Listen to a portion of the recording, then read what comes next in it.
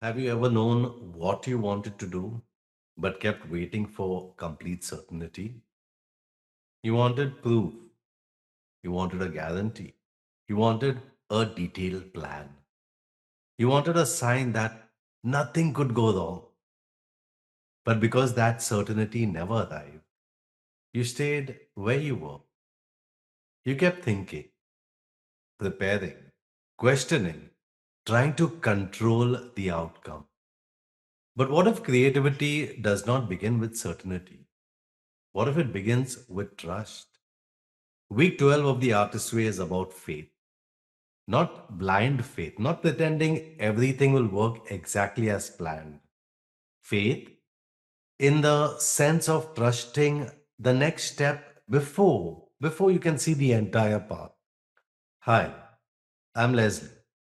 Over the past year, I've been guiding deep dive sessions into the Artist's Way, helping people move through the different stages of creative recovery.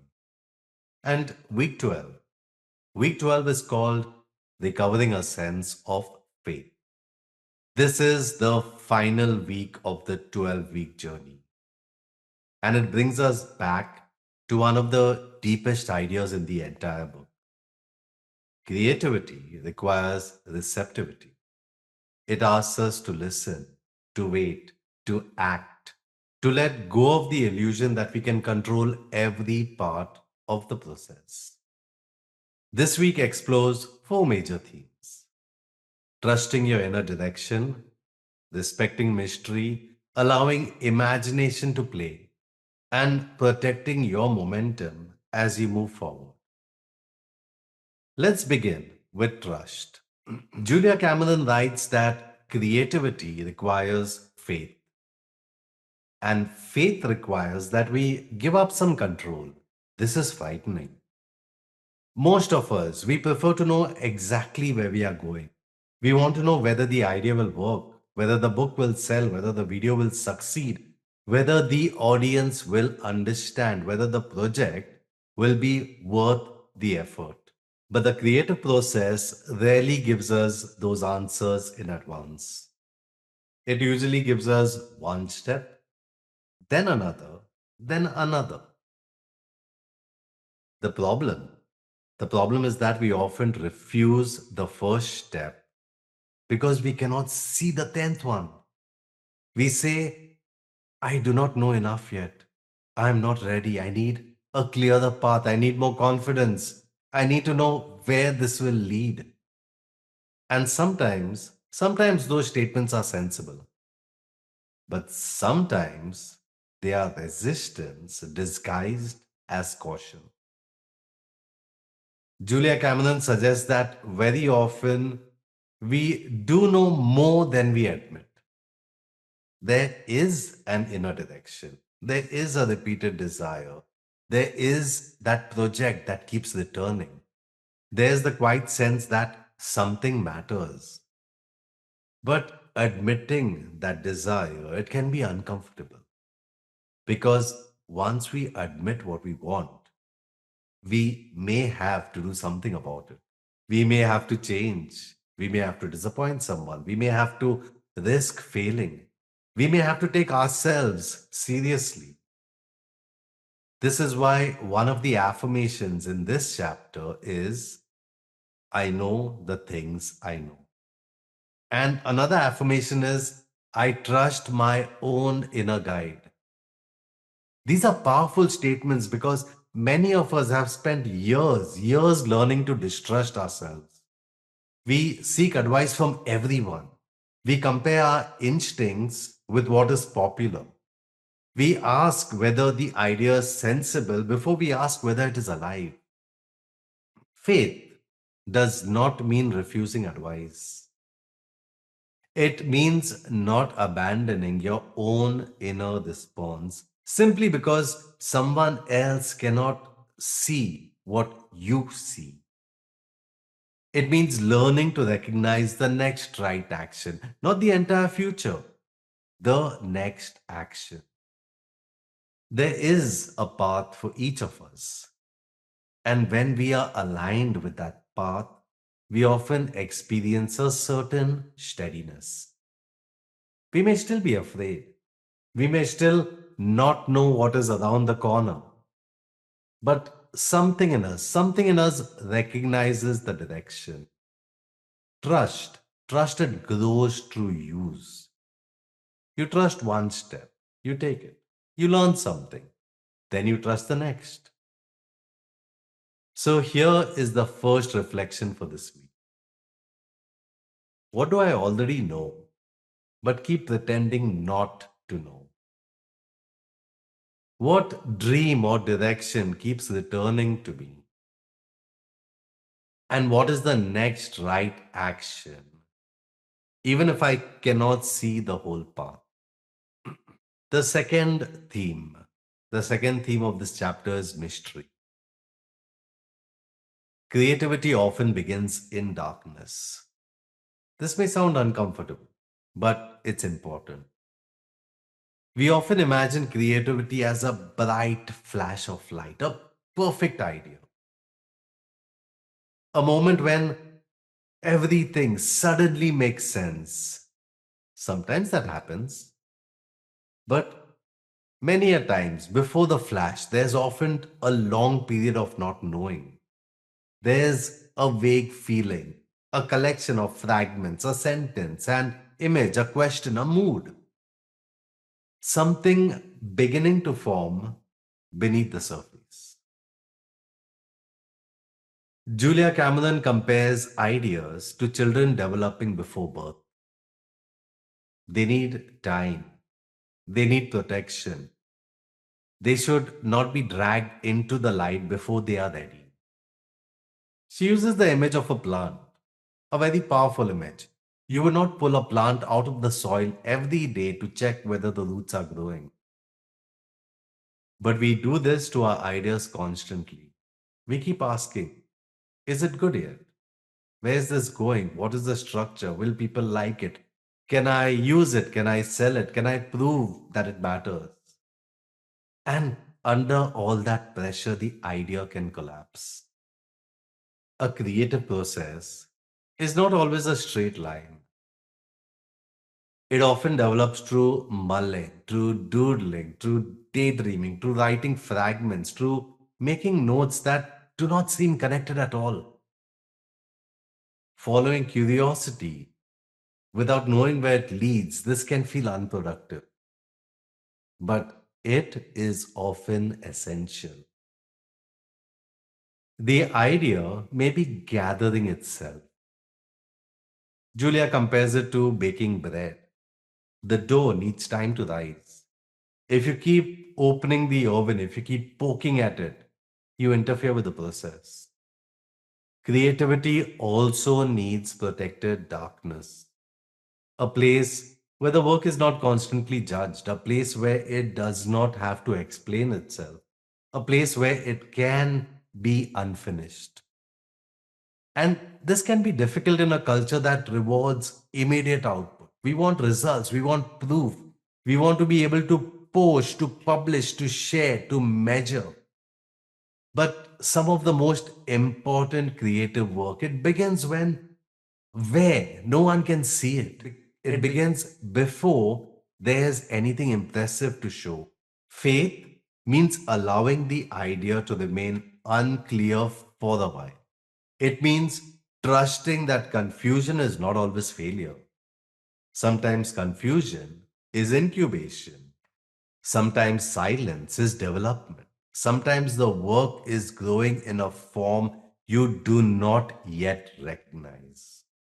So here's the second reflection. What idea am I trying to force before it is ready?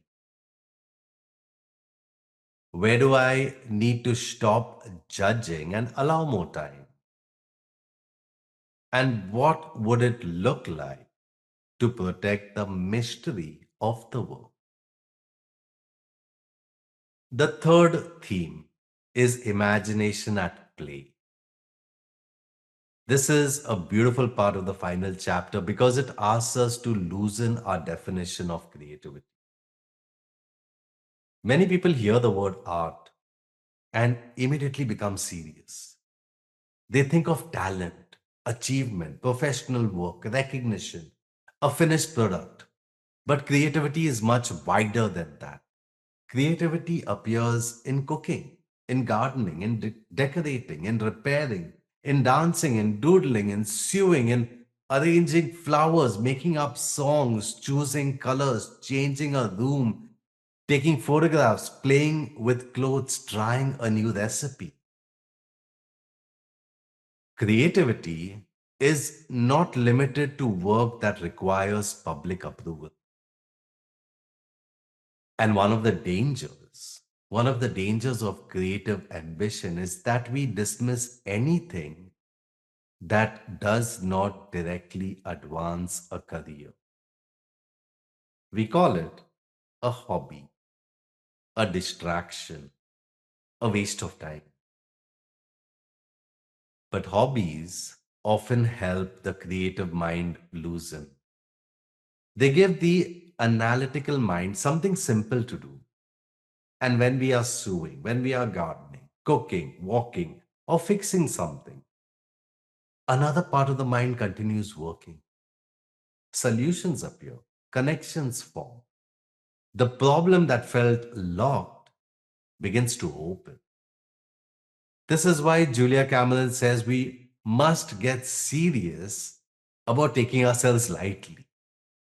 It's a wonderful contradiction. Get serious about play because play is not the opposite of creativity. Play is one of its primary languages. Think about the things you enjoyed before everything had to be useful. Maybe you painted, maybe you made up stories, you built things, you danced, you sang, you collected objects, you rearranged your room, you created games. Your creativity may have appeared in forms you no longer consider important, but the impulse is still there. It has not disappeared. It may show itself in small acts. A strange doodle during a meeting, a sudden desire to buy flowers, a need to change the color of the room, a new interest in photography, a wish to take a class that has no obvious purpose. We often ignore these signals because they do not look important enough. We think we need to find the right creative project. We need to find something serious, something worthy, something that justifies time. But creativity often returns to something small, often returns to something playful. The something is not always the most important part. You are. The act of becoming more alive matters. Julia Cameron says that life is meant to become an artist state. Life is meant to become an artist state. A life with a life in which curiosity, beauty, play, and surprise are not occasional rewards. They are part of the way we live. So here is the third reflection. What form of creativity have I dismissed as unimportant? What did I love doing before everything had to be productive? And what small, playful activity would make me more alive this week? The fourth theme is what Julia Cameron calls escape velocity. This is the point where change begins to become real. You are no longer only thinking about a dream, you are now moving toward it. You have made a decision. You have set a boundary. You have started the project. You have applied for something. You have committed to a direction. And then suddenly a test appears. Someone questions you, and an old opportunity returns. A familiar relationship pulls at you. A small amount of money tempts you back toward what you were leaving.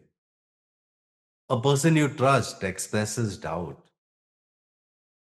And because you're already nervous, the doubt lands deeply. You begin questioning everything. Maybe I'm being unrealistic. Maybe I should wait. Maybe this is not the right time. Maybe I need to think about it some more. Week 12, the final week. It warns us that last minute sabotage is common. Just before we move into something new, the old pattern often becomes very persuasive. It may flatter us, reward us, guilt us, frighten us, or simply remind us how comfortable the familiar can be. This is where self protection becomes essential. Julia Cameron advises us to keep some plans private while they are still developing. Not every idea needs to be announced. Not every dream needs immediate feedback. Some intentions need containment. They need time to gather strength before they are exposed to other people's fear. This does not mean hiding forever. It means knowing the difference between allies and wet blankets. An ally helps you think clearly. An ally may ask practical questions but does not make you feel foolish for wanting what you want. A wet blanket introduces doubt. A wet blanket focuses on everything that can go wrong, reminds you of your limitations, and leaves you feeling smaller. Sometimes a wet blanket genuinely believes that they are helping. This does not mean you must hand them your most vulnerable plans. Faith requires boundaries. It requires learning whom to tell, what to tell, and what to keep close until it has enough strength to survive other people's reactions. This is especially important near the end of a process, when a project is almost ready, when a new identity is beginning to form, when you are moving beyond an old pattern. This is often when the desire to retreat becomes the strongest. So ask yourself, who supports my growth? Who supports my growth? Who repeatedly makes me doubt myself? Where do I need to stop explaining and continue quietly? And what test usually appears when I am close to moving forward? The answers may be uncomfortable, but recognizing the pattern, it gives you a choice. You do not have to take the test. You do not have to return to the old path simply because it has become familiar again. You can continue. So here's the fourth reflection, the fourth and final reflection of this series. What usually pulls me backward when I begin making progress? Who are my genuine creative allies? And what intention needs more protection and less discussion? Week 12 also asks us to look at procrastination. Week 12 also asks us to look at procrastination, not simply as delay, but as information. What is the payoff in waiting?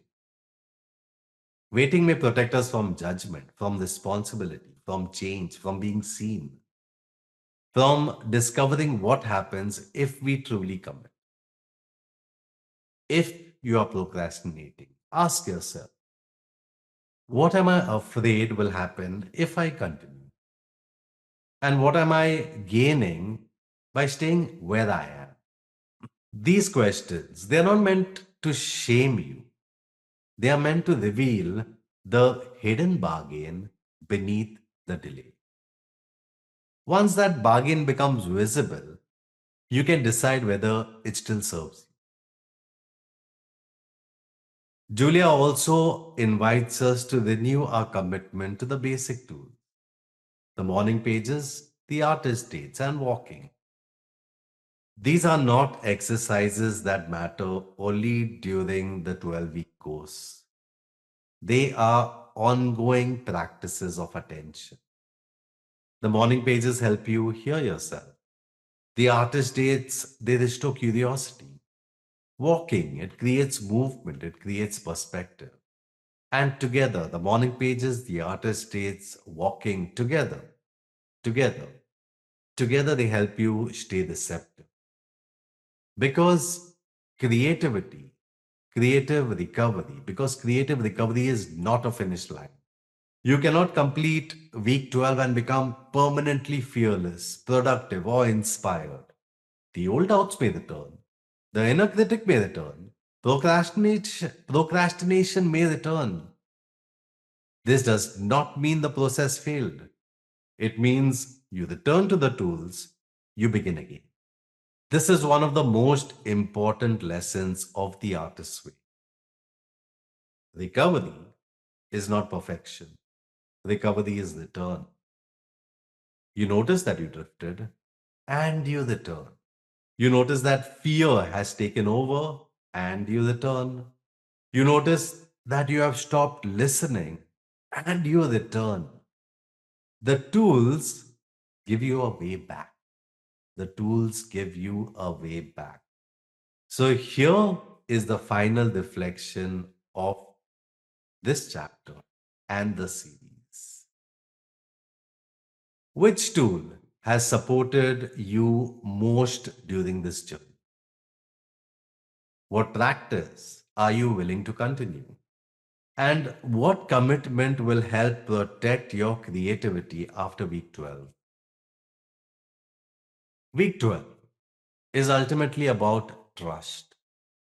Trusting what you know, trusting what you do not yet understand, trusting ideas enough to let them develop, trusting play, trusting the next step, trusting yourself enough to protect a dream from premature criticism, and trusting that you do not need the whole path before you begin walking. Faith is not certainty. Faith is movement without certainty. Faith is the willingness to enter the forest before you know where every turn will lead. Faith is the willingness to follow what feels alive, to protect what is still forming, to keep showing up and to begin again whenever necessary. So, if you take one thing from week 12, let it be this: you do not need to control the entire creative process. You need to listen, take the next right action, and trust the path to continue revealing itself. Thank you for joining me for week 12 of The Artist's Way, and thank you for being part of this 12-week journey. I would love to hear from you in the comments. What has changed for you during The Artist's Way, during this journey? Which tool or which insight will you continue carrying forward? And what are you now ready to create? This may be the final week of the book, but it is not the end of the creative journey. It is the beginning of a new relationship with your creativity. Trust yourself, keep showing up, and keep going. Thank you for listening.